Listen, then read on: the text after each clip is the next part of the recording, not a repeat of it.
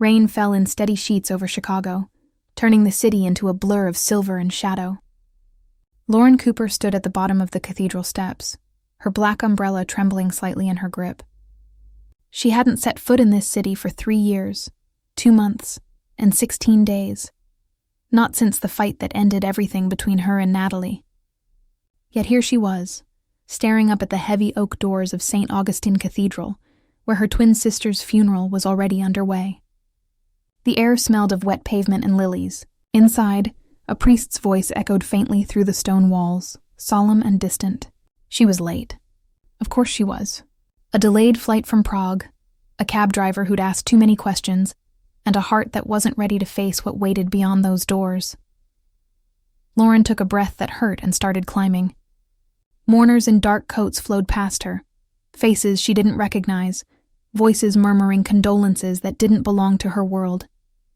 Natalie had always been the fire between them, impulsive, radiant, impossible to ignore. Lauren was the shadow, quiet, deliberate, the one who stayed behind to clean up messes. But no one could clean up death. She pushed open the cathedral door, the sound of rain muffled instantly by the vast silence within. Stained glass filtered gray light over marble floors. Rows of people sat in solemn stillness, a sea of black and polished shoes. The scent of incense clung to the air. At the front, draped in white lilies, stood the casket. Her sister's casket. Lauren's steps echoed as she walked down the aisle. She felt every gaze shift toward her, one by one, a ripple of disbelief spreading through the crowd like electricity. Murmurs rose. Gasps followed. Somewhere a woman whispered Natalie's name. Another clutched her chest. Of course, they thought she was the dead woman come back to life. The resemblance was too perfect. Same bone structure, same blue eyes rimmed red from travel and tears, same blonde hair tied too tight. Only Lauren knew the difference. Natalie had laughed easily. Lauren hadn't laughed in years. The priest faltered mid-sentence, eyes widening as he caught sight of her. The entire congregation seemed frozen between fear and wonder. Then a man in the front row stood up. He was tall, sharply built, his black suit cut with military precision. Even from across the cathedral, power radiated off him like heat. Dark hair, olive skin, eyes that burned beneath the vaulted ceiling. His expression shifted from grief to shock to something far more dangerous. Gabriel Donatelli, Natalie's fiancé, the man who ruled half the city from the shadows. For a heartbeat, Lauren thought he might faint. His hand reached out, trembling. "Natalie?" His voice broke on her sister's name, low and raw. How is this possible? The ache in his tone was almost unbearable. He took a step forward, another, hope bleeding into his face. Lauren's throat tightened. She stopped 3 feet away from him, her hands shaking despite her resolve. "I'm not Natalie," she said softly. "I'm her sister. Her twin." The words struck him like a physical blow. His hand froze midair. The hope in his eyes shattered, replaced by confusion, disbelief, and then fury. Cold, restrained, lethal. "Twin sister?" he repeated, his accent curling around the words. Lauren nodded once. "My name is Lauren Cooper." She never mentioned you. The pain behind his accusation cut deeper than it should have. We'd had a falling out. Around them, whispers swelled. The crowd, once reverent, now hummed with speculation. She had a twin? Does he know? They look identical. Lauren forced her spine straight, drawing on every ounce of composure her parents had taught her before they died. Observation, control, invisibility, skills drilled into her childhood. She scanned the cathedral quickly. 6 men in tailored suits stood along the walls, too alert to be simple mourners. Security, armed. They weren't watching the priest. They were watching exits, communicating in subtle gestures. Her stomach turned cold. This wasn't an ordinary funeral. Gabriel's gaze never left her. "We'll talk after the service," he said quietly, command replacing shock. 1 hour. My man will give you the address. "I came to say goodbye," Lauren whispered. He didn't respond, only turned back toward the casket, shoulders rigid, hands clasped behind his back. Lauren slid into a pew near the front. the sound of her heartbeat loud in her ears. People still stared, whispering her sister's name like an echo that wouldn't fade. The priest resumed speaking, his words blending into the low hum of speculation and fear. Lauren's eyes drifted to the casket. Natalie had died in a single vehicle accident on Lakeshore Drive. The words from the email had felt sterile then. But here, in this cathedral filled with bodyguards and secrets, it sounded like a lie. Natalie had always been careful. She didn't die by accident. As the organ began its mournful hymn, Lauren understood two things. Someone in this church had killed her sister, and by walking through those doors, she'd just stepped into the same danger that took Natalie's life. Rain still clung to Lauren's coat when she stepped out of the cathedral into the gray afternoon. Chicago smelled of wet asphalt and secrets. Cars lined the curb, black and gleaming under the drizzle. Men in suits murmured into earpieces while women dabbed at their eyes with silk handkerchiefs. The air was too heavy for grief alone. She had felt the danger the moment she'd walked in, and now outside, it pressed against her skin like static. A voice stopped her before she reached the street. "Miss Cooper." She turned. The man was older, silver hair, sharp eyes that missed nothing. His tone was polite but carried quiet authority. "I'm Franco Raldi. I handle security for Mr. Donatelli. He would like a word." Lauren hesitated. She had come to say goodbye, not to meet the man who ruled half of Chicago. "I need time alone." Franco's expression didn't change. "For your safety, I strongly suggest you come with me." She glanced down the street. A black sedan waited with the engine running. Every instinct screamed to walk away, but something in Franco's calm certainty told her it would be worse if she refused. She nodded once. "Lead the way." The car glided through the city in silence. The windshield wipers kept rhythm with Lauren's heartbeat. Franco sat beside her, unreadable. He drove without checking directions, as if every turn had been planned years in advance. "You knew my sister," she said finally. "I knew Miss Natalie very well. She was light."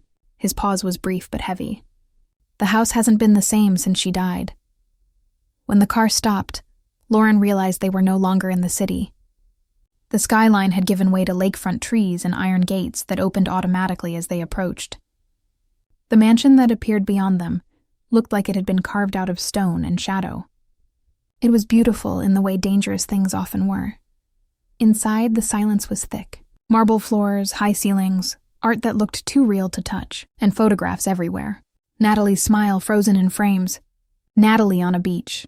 Natalie in a red dress laughing at the man now standing before the fireplace. Gabriel Donatelli. He didn't move when she entered, only lifted his gaze slowly from the glass of whiskey in his hand. Up close, he looked even more unreal.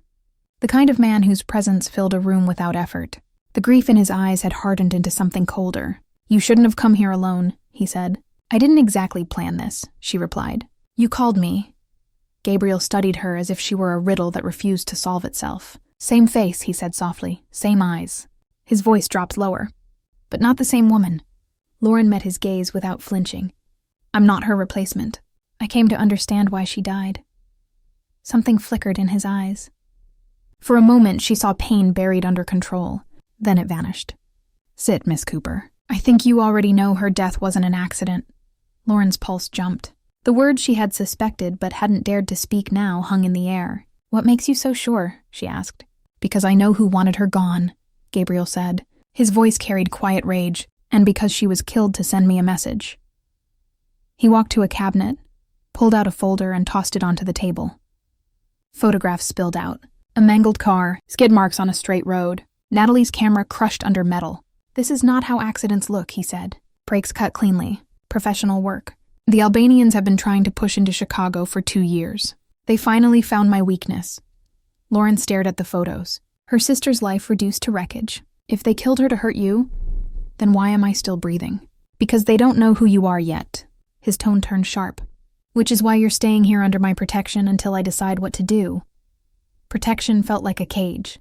"I didn't come to hide behind armed men," she said quietly. "I came for answers." "Then help me find them," Gabriel replied. Franco entered suddenly. "Sir, you should see this." He handed Gabriel a phone. Gabriel's expression darkened as he read. He turned the screen toward Lauren. A photo taken less than an hour ago, her leaving the cathedral. her face captured in clear focus. Someone already knew she existed. Lauren's stomach dropped. That means they followed me from the airport. That means, Gabriel said, stepping closer, you just became the next message. The room felt smaller now. The rain outside had turned into a storm beating against the glass. Gabriel's voice was steady, but full of something that could ignite into violence. Until we find who's responsible, you don't go anywhere without me. Not the city. Not the gate. Nowhere. Lauren met his eyes. For the first time, she saw the truth beneath his control. This man wasn't just mourning. He was planning. And whether she liked it or not, she was now part of the plan. Night settled over the lake like a dark secret. The mansion glowed faintly against the storm outside, its lights reflecting off the water in long, trembling lines. Lauren sat in front of the window of her guest room, watching lightning crawl across the sky. Somewhere downstairs, she could hear low voices and the faint clinking of glass. Gabriel was still awake. She didn't need to see him to know. A man like that never really slept. The room was too quiet, too clean. Everything about it screamed control. Every book aligned, every surface polished. Yet beneath the perfection, she could feel something raw. Grief, regret, obsession. The walls were lined with photographs of Natalie. Some framed, some left casually on shelves as if he couldn't bear to put them away. Her smile filled the room like a ghost. Lauren touched one photo lightly, her reflection merging with her sister's face in the glass. A soft knock interrupted her thoughts. She turned as Franco entered, carrying a small tray with tea. He placed it on the table with practiced precision. You should rest, he said. The storm will pass soon. She gave a humorless smile. Somehow I doubt that. Franco hesitated. You remind me of her, but not the way people think. Natalie was kind but reckless. You're calculating. Careful. That might be what keeps you alive. Before she could respond, a low rumble of thunder shook the windows. Then a flash outside caught her attention. Not lightning this time. Headlights. 2 of them, cutting through the rain, stopping just beyond the gate. Franco followed her gaze, his face tightening. Stay here, he said quickly and left the room. Lauren's heart quickened. She moved to the balcony door and pulled the curtain aside just enough to see. 3 figures emerged from the car, umbrellas masking their faces. The gate guards approached, weapons visible under their coats. There was a brief exchange, too far away to hear. Then one guard suddenly raised his gun. Muzzle flashes tore through the rain. The figures dropped instantly. More gunfire erupted near the gatehouse. The storm outside was no longer just thunder. Franco's voice echoed from the hall below. Lock all doors. Move the boss to the lower level now. Lauren backed away from the window, adrenaline surging through her veins. The attack had begun. The door burst open. Gabriel entered, his expression sharp, every trace of grief replaced by cold precision. They're testing the perimeter, he said. We need to move. He reached for her hand. His grip was firm, grounding. Lauren followed without argument. The hallway lights flickered as thunder roared overhead. She heard shouting from outside, men giving orders in rapid Italian. They reached a stairwell concealed behind a bookcase. Franco waited at the bottom, armed, blood trickling from a cut on his temple. There's at least a dozen of them, he said, Albanian accents. They came prepared. Gabriel's jaw clenched. Then they die on my property. Lauren wanted to protest, but the look in his eyes silenced her. Franco handed her a small pistol. Know how to use it? She checked the chamber automatically, movements smooth from years of training. Yes. Good. Aim to stop, not to warn. A deafening explosion rocked the house. The power cut out, plunging everything into darkness. Emergency lights flared red. Gabriel pulled Lauren close, shielding her as debris rained down from the ceiling. Smoke filled the air. Somewhere upstairs, glass shattered. Franco shouted over the noise. They breached the front door. We have to fall back to the panic room. Gabriel's arm stayed around Lauren's waist as they ran through the lower corridor. Every sound echoed. Gunfire, shouted orders, the pounding of boots. Lauren's pulse hammered in her ears. At one corner she saw movement, a shadow breaking from the smoke. Instinct took over. She raised her weapon and fired. The figure dropped instantly. Gabriel stopped long enough to glance at her. His expression unreadable. Then he nodded once. Keep that instinct. You'll need it. They reached a steel door embedded in the wall. Franco pressed his hand to a hidden panel and it slid open. Inside was a narrow room lined with monitors and weapons. The moment they stepped in, Franco sealed it behind them. On the screens, the mansion appeared in black and white chaos. Men in dark coats swarming the grounds, flashes of gunfire lighting up the rain. Gabriel watched silently, his expression carved from stone. "They want me alive," he said at last, "which means this is not a random hit. They know she's here." He looked at Lauren. "That's why they attacked tonight. She's leverage." Lauren met his gaze steadily. "Then use me. Bait them if you have to." The surprise that flickered across his face lasted only a second before turning into something else. "Admiration. You have your sister's courage," he said quietly. "No," Lauren replied. "I have her unfinished fight." Outside, the gunfire slowed. The security system's alarms began to fade into silence. Franco checked the monitors. "They're retreating. For now." Gabriel turned from the screen to Lauren. "They'll come again," he said. "But next time, we'll be ready." Lightning flashed once more, flooding the room with white light. For a heartbeat, Gabriel's face softened, the weight of loss returning beneath the mask of power. Then it was gone, replaced by resolve. Lauren realized in that moment she wasn't a guest anymore. She was part of the war that had killed her sister. And as thunder rolled across the lake, she knew she wasn't leaving until she found out who had started it. Morning came gray and heavy over the lake. Smoke still lingered above the mansion, drifting from the broken sections of roof where bullets had torn through the night before. Lauren hadn't slept. She sat on the balcony wrapped in a blanket, the taste of metal and fear still clinging to her mouth. Below, men moved across the lawn clearing wreckage, collecting shell casings, washing away blood as if violence could be erased with soap and order. Gabriel had disappeared hours ago to inspect damage and question survivors. Franco brought her coffee that had long gone cold. He said little. The silence of men who had seen too much death. When Gabriel finally returned, the sunlight caught the bruise forming along his jaw. He had changed into a dark sweater and slacks, but the way he moved told her he hadn't rested either. The grief from before was gone now. What replaced it was worse. Focus. Precision. He joined her on the balcony, his presence shifting the air. "You shouldn't be out here," he said. "The glass doors are a risk. I've already been shot at once. The view doesn't scare me." "You're remarkably calm for someone who killed a man last night." She looked at him, voice steady. "I learned a long time ago that calm keeps you alive." He studied her for a moment, then nodded slightly as if filing the information away. "I need to show you something," he said. "Come with me." They walked through the mansion's lower level until they reached a room Lauren hadn't seen before. A study built like a fortress, walls lined with books and old maps. On the desk lay a black leather journal worn at the edges. Gabriel lifted it carefully. "Natalie kept this hidden," he said. "We found it in her studio. You might understand it better than I do." Lauren opened the journal. The handwriting was Natalie's, elegant loops, rushed thoughts scribbled in margins. But what filled the pages made her chest tighten.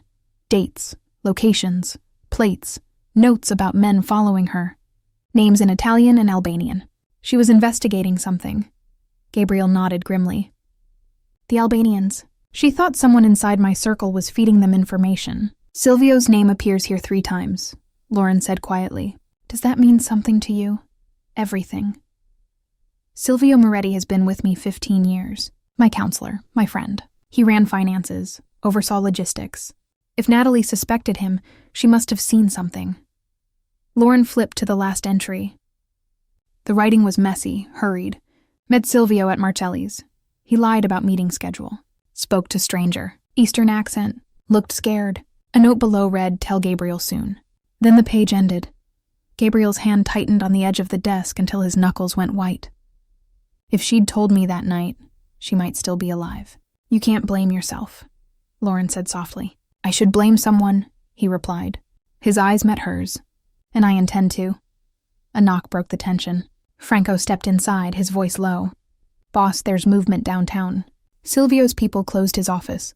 His phone's off. He's gone dark. Gabriel's expression turned lethal. "Find him." He turned back to Lauren. "And you stay close to me. Whoever killed your sister isn't finished." Later that afternoon, Lauren wandered into Natalie's old photography studio connected to the mansion. The air smelled faintly of paint and chemicals. Cameras lay scattered across a work table. Photographs pinned to the walls captured faces in motion: streets, children, strangers. In the corner stood a portrait of Gabriel, unguarded and rare. She touched the frame gently. The tenderness in Natalie's work made her chest ache. Footsteps sounded behind her. "You shouldn't be here alone," Gabriel said. "I wanted to understand her world. Maybe see what she saw." His voice softened. "She loved this room. Said the light was honest here." Lauren turned to face him. "Tell me the truth. Did you love her?" His jaw flexed. "More than my own life." "Then why didn't you protect her?" The words slipped out before she could stop them. Gabriel froze, then stepped closer until the air between them thinned. "Because she wanted to be free. Because she didn't trust my world. Because I thought loving her was enough." Lauren's pulse quickened. "You can't fix that now, but you can find who betrayed her. You can end it." He looked at her, something dark and searching in his eyes. "And what about you? Why are you still here? You could have left the moment the shooting stopped." She met his gaze evenly. "Because I can't bury my sister and pretend it's over. I need the truth, even if it kills me." A faint smile tugged at the corner of his mouth. "Then we understand each other," he said. Franco appeared in the doorway again, tension written across his face. "We found him," he said. "Silvio called from a secure number.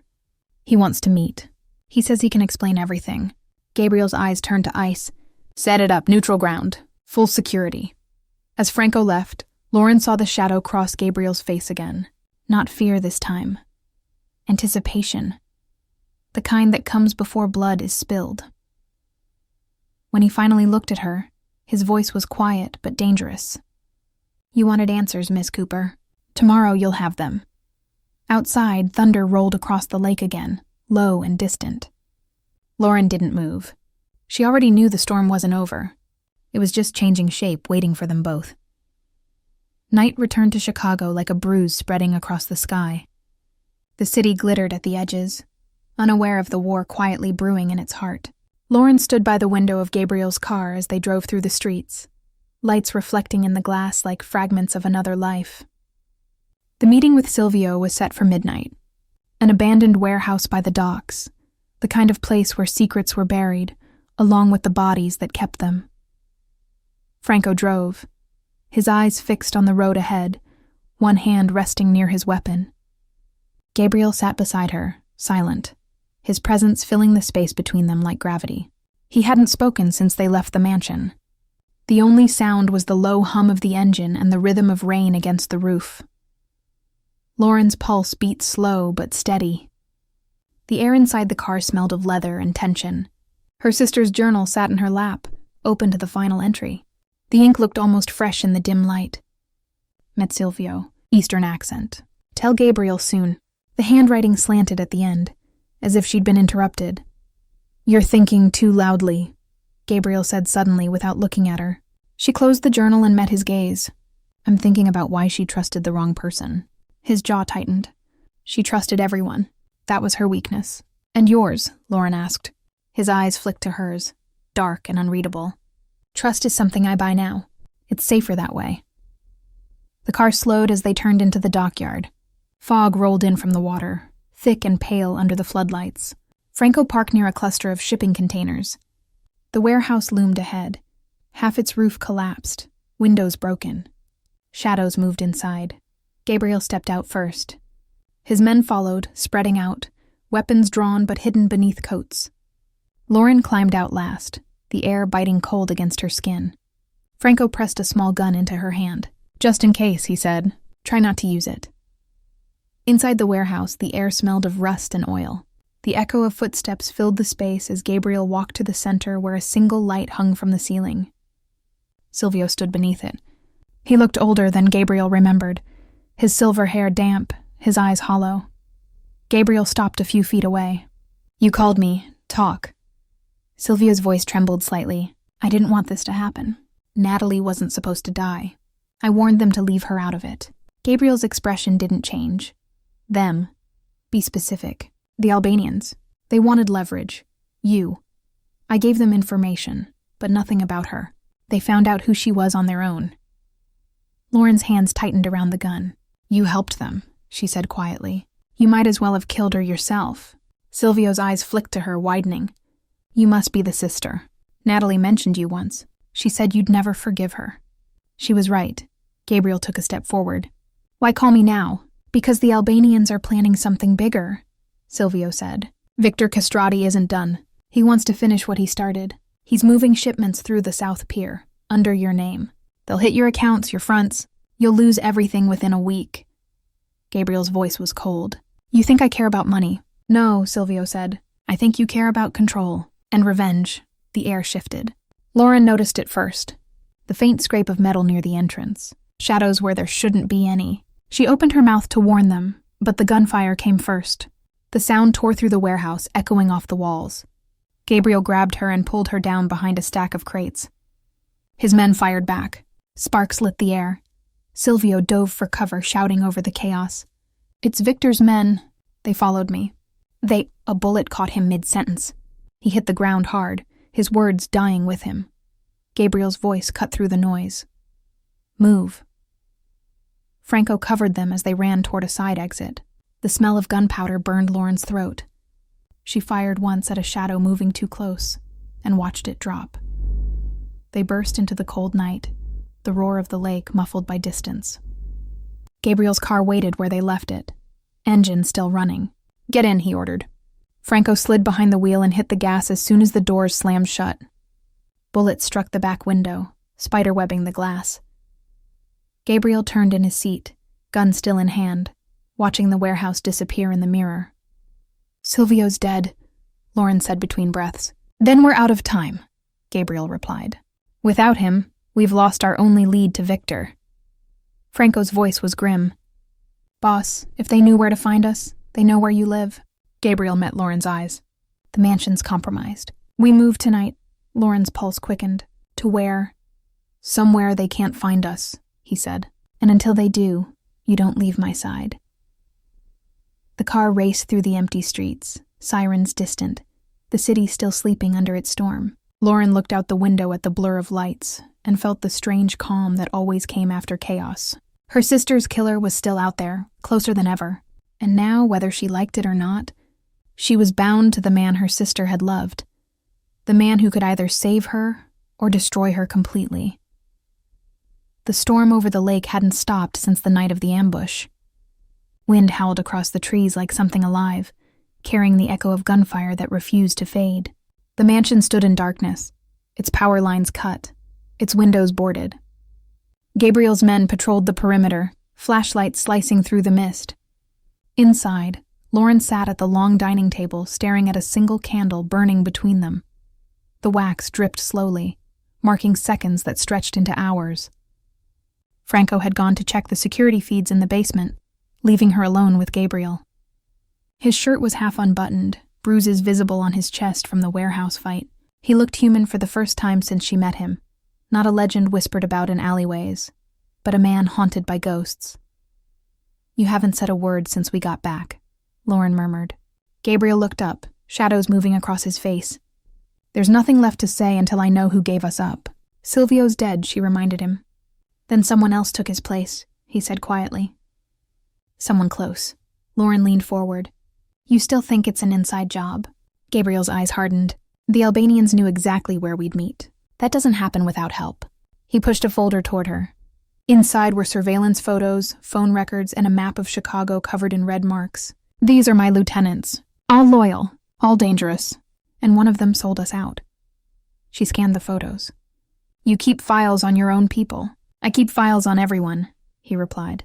Trust is a weapon, and like any weapon, it needs to be sharp. Before she could answer, Franco appeared in the doorway, breathing hard. We've got movement on the east cameras. 2 vehicles stopped by the trees. Not ours. Gabriel stood instantly. Positions. Franco nodded and vanished. Gabriel turned to Lauren. Stay here. Lock the door. She caught his arm. What if they breach again? He hesitated, then handed her a small earpiece. If you hear my voice, do exactly what I say. Don't try to be a hero. I'm not planning to die tonight, she said. His gaze softened just a fraction. Neither am I. He disappeared into the hall, gun drawn. Lauren locked the door and turned off the light. The candle's flame wavered, throwing trembling shadows across the walls. Through the earpiece came muffled voices, movement, then Gabriel's command. 2 intruders, not Albanian. Americans. Check the perimeter. Minutes passed like hours. Lauren moved to the window and saw headlights flicker near the gate. A white van, unmarked. The side door slid open and figures stepped out. She strained to see their faces, but the rain blurred everything. Then one of them lifted a phone, shining its screen toward the house as if signaling someone inside. Her stomach turned cold. They weren't attacking. They were coordinating. Someone on the inside was giving directions. The earpiece crackled again. Gabriel's voice came low. They're not firing. They're waiting for something. Stay down, Lauren. She dropped to the floor just as the explosion ripped through the east wall. The force threw her backward. The air sucked out of her lungs. Dust filled the room. She coughed, crawling toward the overturned table. Through the smoke, she saw figures moving through the breach, masked, silent, efficient. A shot cracked from the hallway. Another followed. Someone screamed. Gabriel's voice came through the earpiece again. Lauren, get to the stairwell. Now. She moved fast, heart pounding, feet slipping on debris. 2 of the intruders appeared in the doorway, weapons raised. She ducked behind a fallen beam, fired twice, and one went down. The other charged. She swung the empty gun, hitting him across the face. He fell back with a grunt. She didn't stop to see if he was still breathing. Gabriel met her halfway down the hall, blood streaking his arm, but his eyes steady. You're bleeding, she said. It's nothing, he replied. We have to move. They reached the hidden stairwell and descended into the underground passage that led to the boathouse by the lake. The air smelled of damp stone. Franco waited there with 2 guards and a duffel bag. We're compromised, he said. Whoever they were, they knew every camera blind spot. Gabriel's jaw tightened. Then it's confirmed. There's a traitor. Franco handed him a small black envelope. We found this in your office. It was taped under the desk. Gabriel tore it open. Inside was a flash drive and a note written in neat handwriting. You don't know who you can trust. Lauren's voice was barely a whisper. That's Natalie's handwriting. For a moment, time stopped. The storm outside faded, the candlelight flickering in memory. Gabriel stared at the note as if trying to resurrect her through the ink. Why would she leave this for me? Maybe she knew this day would come, Lauren said. Maybe she knew one of your people would betray you. Gabriel slid the flash drive into his pocket. We find out what's on it, he said. And then, whoever this traitor is, they die. Lightning flashed through the tunnel entrance, lighting his face in stark white. He looked at Lauren. You said you wanted the truth. This is where it begins. The wind howled again outside, carrying the sound of waves against the dock. The night wasn't over, and neither was the war. Somewhere between the dead woman's secrets and the living man's revenge, Lauren realized she was no longer an outsider. She was the only person left standing between Gabriel Donatelli and the darkness trying to swallow them both. The night after the explosion felt like an open wound that refused to close. The mansion had been evacuated, replaced by silence and cold air.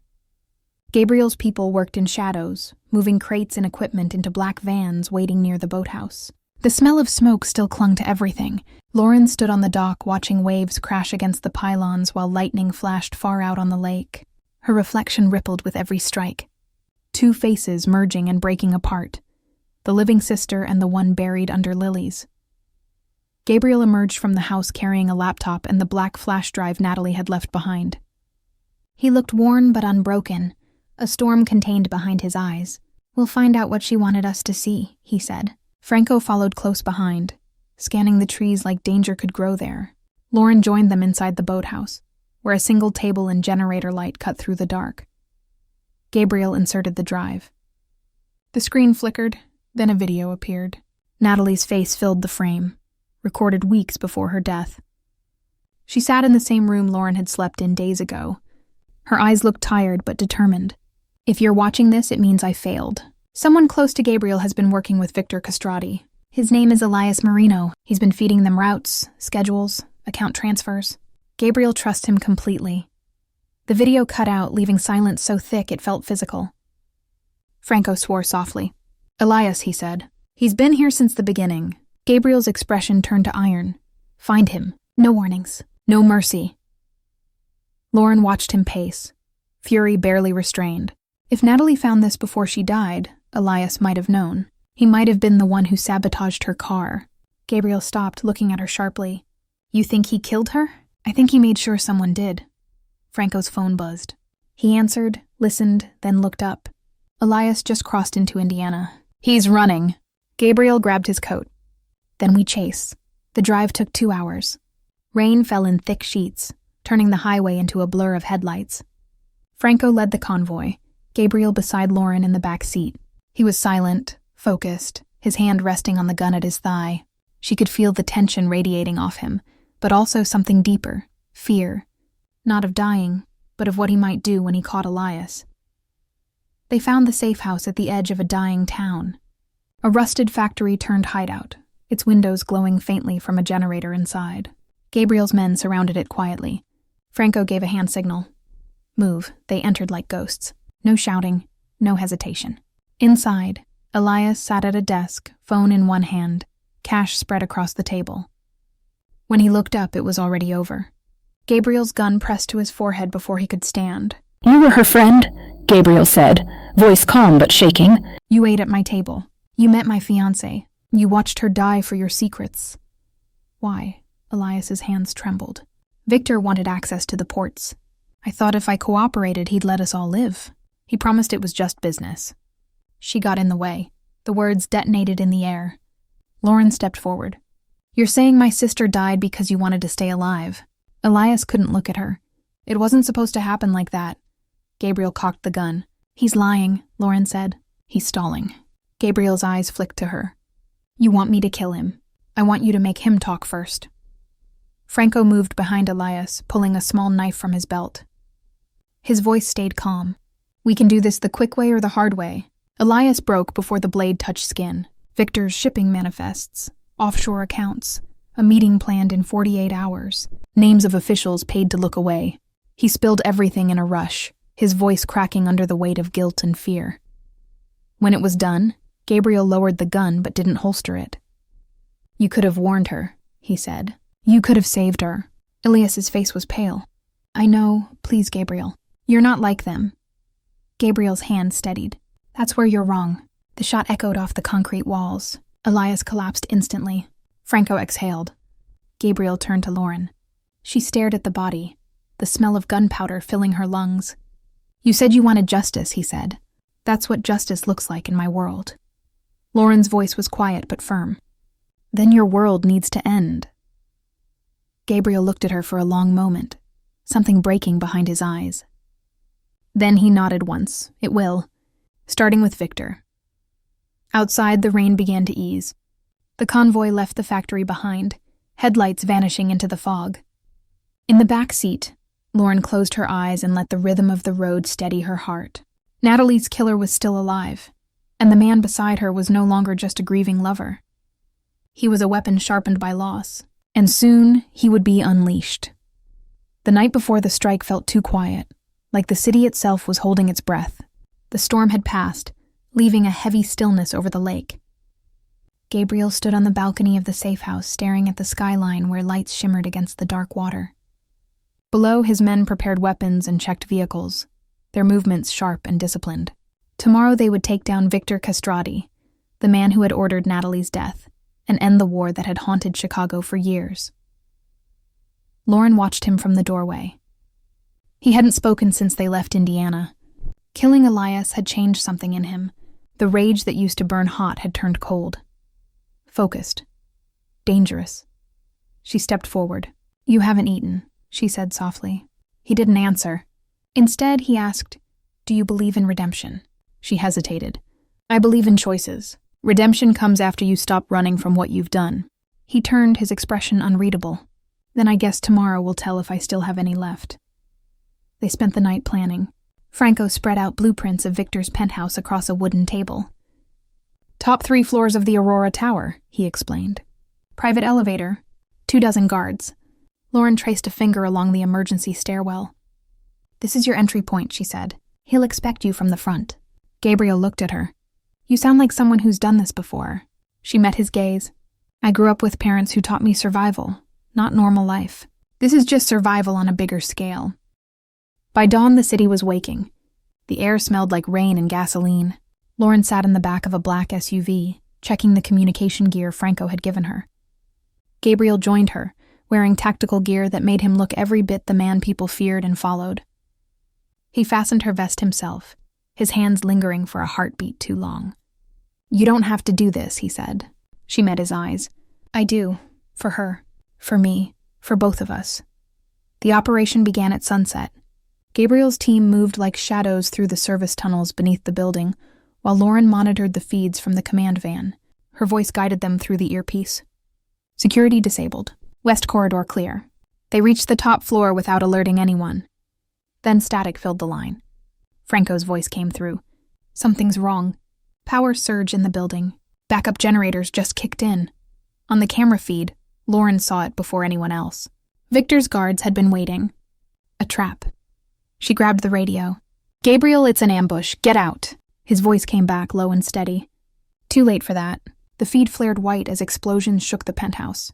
Lauren ripped off her headset and bolted for the door. Franco caught her arm. You can't go in there. You'll blow the extraction. If I stay here, they'll die. She broke free and ran. The elevator was disabled, so she took the stairs 2 at a time. Gunfire echoed through the building. The smell of smoke grew stronger. When she burst through the penthouse door, chaos greeted her. Bodies on the floor, flames licking the walls. Gabriel stood near the balcony, exchanging fire with Victor's men. He turned when he saw her, shock and anger flashing across his face. Lauren, what are you doing here? Saving you. She ducked behind an overturned table as bullets shattered glass above her. One of the attackers advanced. She fired first. The man dropped. Gabriel moved beside her, covering her flank. You disobeyed orders, he said. I never worked for you, she replied. A door slammed open at the far end of the room. Victor Castrati stepped out, flanked by 2 guards. He looked older than his reputation, thin and composed, with the arrogance of someone who believed he couldn't die. Gabriel lowered his weapon slightly, his voice carrying through the smoke. You killed the wrong woman, Victor. The Albanian smiled faintly. They said she was your weakness. I see now they were right. You brought another version of her to die for you. Lauren's pulse hammered. She raised her gun, but Victor's guard fired first. Gabriel pushed her down, taking the hit across his shoulder. He barely flinched. Then he returned fire, killing both guards with precise, controlled shots. He stalked toward Victor, eyes burning with everything he'd lost. The old man stumbled backward until his heel caught the edge of the balcony. Gabriel stopped inches away, gun aimed at his chest. This is for Natalie, he said. Victor laughed weakly. You think killing me changes anything? Men like us never leave clean. You're right, Gabriel said quietly, but I'm not leaving this world for you to poison anymore. The shot was deafening. Victor collapsed, his blood dark against the marble floor. For a long moment, no one moved. The fire crackled, sirens wailed below, and Gabriel stood breathing hard, his weapon lowered. Lauren rose slowly, her eyes on him. It's over, she whispered. He turned to her, exhaustion replacing fury. No, he said. It's never over, not until we decide what comes next. They escaped through the service stairs as police sirens closed in. Outside, dawn was breaking again. The city looked peaceful, untouched by the violence that had just rewritten its underworld. On the drive back, Lauren rested her head against the window. Gabriel's blood stained her sleeve where she'd helped him stop the bleeding. Franco drove in silence. Gabriel finally spoke. You could have died tonight. You risked everything. She looked at him, her voice calm. So did you, but we're still here. And that means we have to decide what to do with the life we just stole back. Gabriel looked at her for a long time. Then he said quietly, maybe it's time we build something that isn't made of vengeance. Outside, the sun rose over the lake, turning the water gold. For the first time in years, the world looked like it might forgive them. The sun rose over the lake, spilling pale light over a city that didn't yet know the war was over. Victor Castrati was dead, but peace had not arrived. It rarely did after blood. Lauren stood on the balcony of a safe apartment on the city's north side, her hands wrapped around a cup of coffee gone cold. Every sound outside made her tense. A car door, a siren, the echo of boots on pavement. She didn't trust the quiet. In this world, quiet often meant something worse was coming. Inside, Gabriel sat at the table, his arm in a sling, a bandage running across his shoulder where the bullet had grazed him. He looked exhausted but alert, his eyes fixed on the laptop in front of him. Franco had set up a secure connection to wipe Victor's remaining accounts and transfer the evidence Natalie had gathered to a federal contact. "Everything's here," Franco said. "Shipping routes, financials, political bribes. If this leaks, half the city will burn." Gabriel's voice was flat. "Then let it burn." Lauren turned. "You're not handing it to the FBI, are you?" He shook his head. "Not yet. I'm making sure the right people pay first." Her jaw tightened. "How many more have to die before you're satisfied?" Gabriel looked up at her then, his eyes darker than the bruises that marked his face. "This isn't revenge anymore. It's cleansing." Before she could reply, Franco's phone buzzed. He answered, listening, then swore under his breath. "Someone just hit the South Warehouse. Our men are dead. The files were mirrored there." Lauren's pulse jumped. "You mean someone else knows about Victor's operation?" Franco nodded grimly. "And they're cleaning house." Gabriel stood, ignoring the pain in his shoulder. "Who?" Franco hesitated. "There's a name on the camera feed. One of ours. Miguel Vargas." Gabriel froze. The air seemed to shift around him. He was one of Victor's contacts, Lauren remembered. The one who handled ports after Silvio. Franco's tone turned heavy. "He must have switched sides before the hit. He's trying to rebuild what Victor started." Gabriel's jaw clenched. "Then we finish this tonight." Lauren stepped between them. "No more blood. If we keep killing ghosts, we'll never escape them. Let the police handle it." Gabriel's voice softened, but the steel never left. "The police don't handle people like Miguel. He owns them. He'll be gone by morning if I wait." Franco loaded his weapon silently. "Orders." Gabriel nodded once. "Find his location. We go now."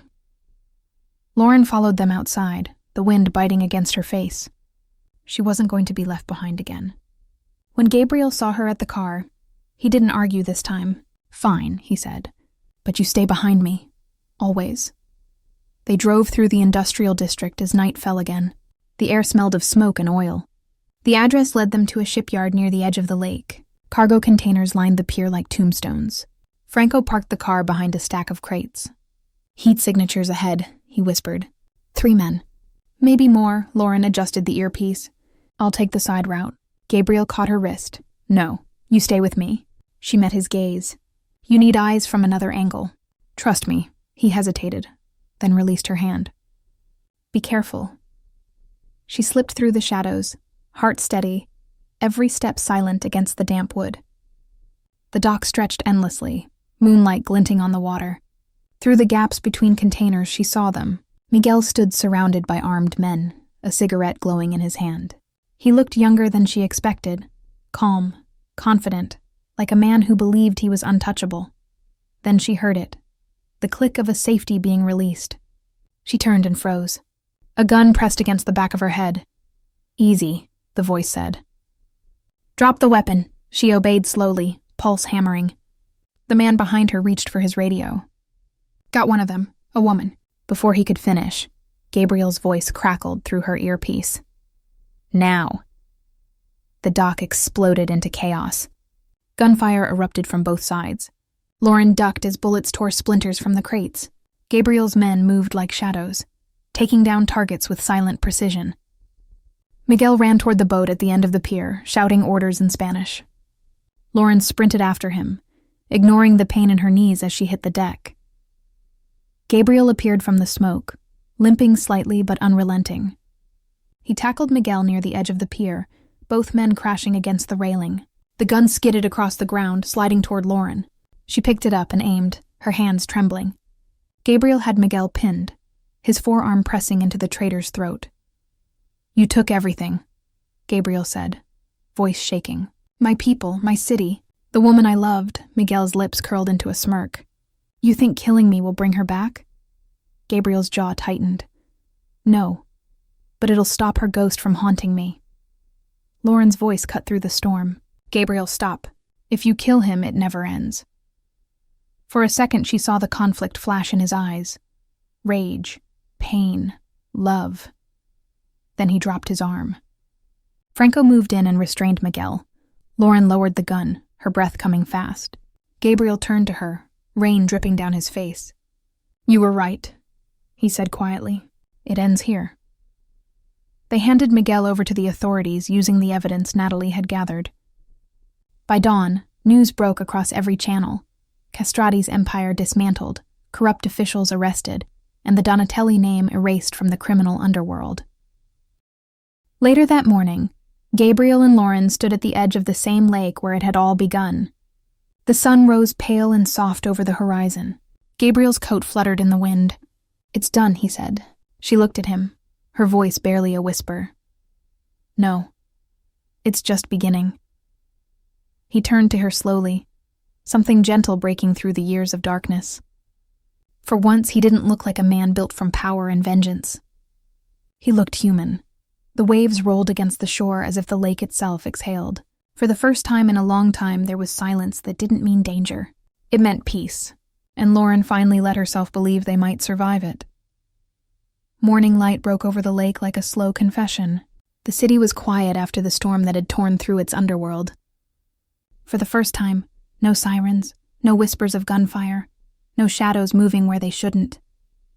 But peace always came with a price, and Lauren felt it in every breath she took. She stood by the window of the new safe house, the sound of waves against the dock soft and steady, as if the world was trying to lull her into forgetting. Behind her, Gabriel sat in silence, his injured arm resting on the table. Papers, maps, and burnt photographs of Victor's empire lay scattered across it. The war was over, but the ruins it left behind were his to face. Franco had gone to dismantle the last of the operations under their control. The Donatelli name no longer inspired fear. It inspired questions. "You're free now," Lauren said quietly. Gabriel didn't look up. "No one like me is ever free." She turned to face him. "You've done everything you could. You burned it all down to stop it from spreading. You could start over?" He finally met her gaze. "Start over with what? Blood doesn't wash off just because the fire's out." She stepped closer. "Then start with what's left of you." He let out a low, humorless laugh. "What's left of me is dangerous." A soft knock at the door interrupted them. Franco stepped in, his usual calm replaced with something that looked like unease. "There's something you both need to see." He handed Gabriel an envelope. No name, no return address. It was dropped at the front gate this morning. Gabriel opened it slowly. Inside was a single photograph and a note written in black ink. The photo showed a small girl, no older than 5, playing in a garden under bright sunlight. The handwriting on the note was careful, familiar. "If you want the truth about Natalie, come to the bridge tonight." Midnight. Lauren froze. "That's her handwriting," she whispered. Gabriel studied the note, the paper trembling between his fingers. "It's impossible. She's dead," Franco shook his head. "Someone wants you to believe otherwise." Hours later, the city seemed to hold its breath again. The bridge where Natalie had taken her last photograph stretched across the dark river, the same bridge Lauren had avoided since the funeral. Fog rolled over the water, swallowing the light from passing cars. Gabriel waited near the center, his coat whipping in the wind. Lauren stood beside him, heart pounding in her throat. "You think it's a trap?" she asked. "It doesn't matter," he said. "If there's even a chance it's real, I have to know." A figure appeared through the mist, a woman, slim, moving slowly, face hidden beneath the hood of a gray coat. Gabriel's hand went to his gun, but something in the woman's stride made Lauren's knees go weak. The woman stopped a few feet away and lifted her hood. It wasn't Natalie. But the resemblance was haunting. "Her name is Alara," the woman said softly. Her voice carried over the water like a whisper. "I was Natalie's handler. She worked for us before she died." Gabriel's eyes narrowed. "Handler. Your government." The woman nodded. "Natalie was helping us bring down Victor's operation from the inside, but someone in our unit betrayed her. By the time we found out, it was too late." Lauren's chest tightened. "Why didn't you come forward before?" Alara looked at her with quiet sadness. "Because the traitor is still out there, and he knows about you now." Gabriel stepped closer. "Then why the photo?" The child Alara met his gaze. "Because she's yours." The world tilted. Lauren's breath caught, the sound of the river fading into nothing. Gabriel froze, disbelief etched into every line of his face. "That's not possible," he said. "Natalie never—" Alara shook her head. "She kept her pregnancy secret. She didn't want the child to grow up in your world. We helped her disappear before Victor found out. After she died, we kept the girl hidden. But someone found her location last week." Lauren's voice trembled. "What are you saying?" Alara's eyes flicked toward the shadows behind them. "That she's in danger, and if you want to save her, you'll have to finish what Natalie started." A distant gunshot shattered the air. Alara fell before anyone could react, the bullet catching her shoulder. Gabriel pulled Lauren down behind the railing as another shot hit the bridge. Franco's voice crackled over the radio. "We've got shooters on both ends. Move now." They ran through the fog, bullets sparking off steel, footsteps echoing across the wet pavement. Gabriel returned fire, his movements precise even through pain. Lauren covered him, her body trembling but steady. By the time they reached the car, the fog had swallowed their attackers. As Franco sped away, Lauren looked at Gabriel. His face was pale, his jaw set like stone. "If what she said is true," Lauren whispered, "that girl could still be alive." Gabriel stared out the window at the dark water. "Then we find her," he said. "Whatever it takes." The car disappeared into the night, the bridge shrinking behind them until it was nothing but mist and memory. Somewhere across the city, a child with Natalie's eyes played under an unfamiliar sky, unaware of the war her parents had fought to protect her. And as dawn crept over the lake once more, Gabriel Donatelli and Lauren Cooper stepped into a new war, one not for vengeance or redemption, but for a future neither had dared to imagine, because some ghosts don't haunt to punish. They haunt to guide the living back to what still matters. Love, blood, and the promise that even in darkness, something pure can still be saved.